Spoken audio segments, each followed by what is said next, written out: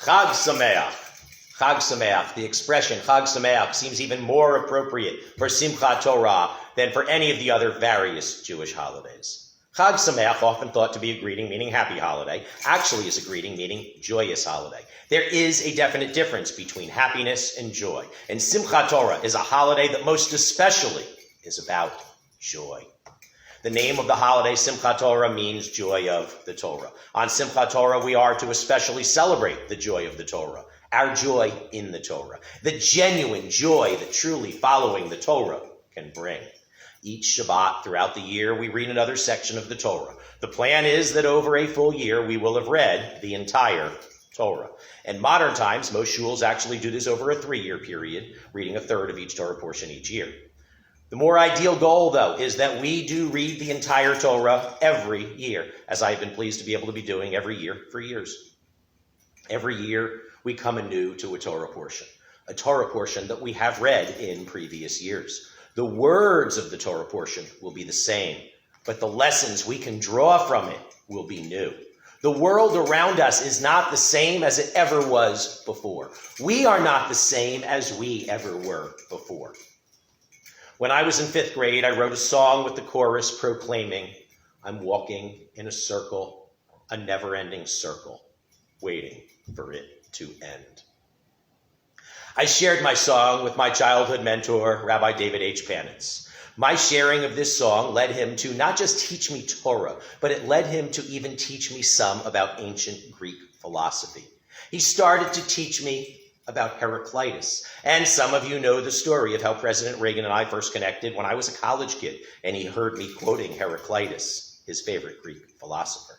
But it was Rabbi Panitz who first taught me about Heraclitus, and he shared with me the poignant quote that you cannot step into the same river twice.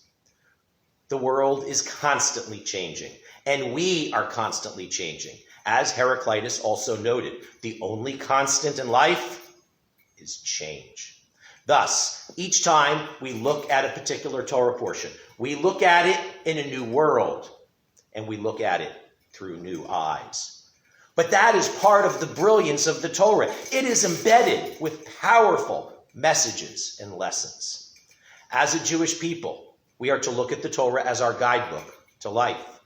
And that is the purpose of a guidebook, to guide us, no matter the world around us, no matter the changes of circumstances, no matter our own growth and development or other such changes. The Torah, as is God, is actually to be the one constant. The Torah is to be here for us, to guide us, to help us learn wrong from right, to help us see all the good we can be, to help us see all the good we can do, to help us see all the good we can bring into the world. That is our mission, and the Torah is here to help us on our mission of good. And such joy it should bring us, and thus the power of Simchat Torah. On Simchat Torah, we finish reading the last chapter of the Torah. And as it may be with other books some of us have read, we love a book so much that as soon as we are done reading it, we are excited to start reading it all over again.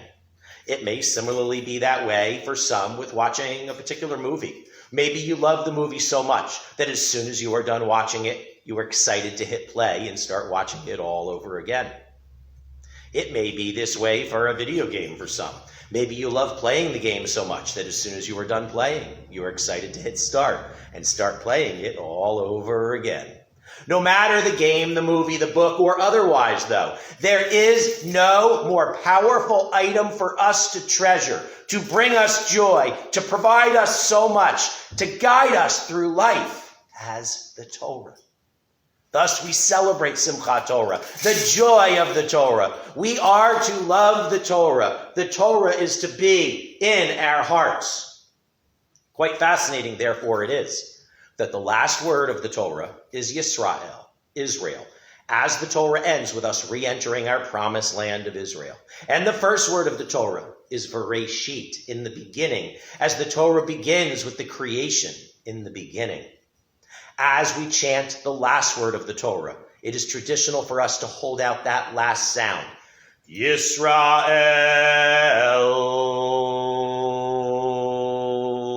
And we hold that out into the first sound of the first word of the Torah.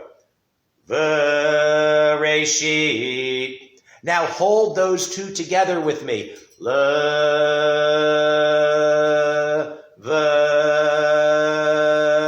What do we get when we hold those two together?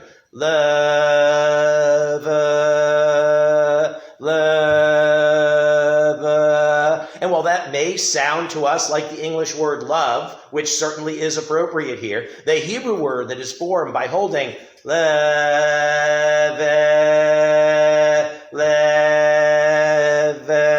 is lev, which means heart. And with all our hearts, the Torah is to bring us such joy on Simchat Torah and always. And with all my heart, I wish you all Chag Sameach.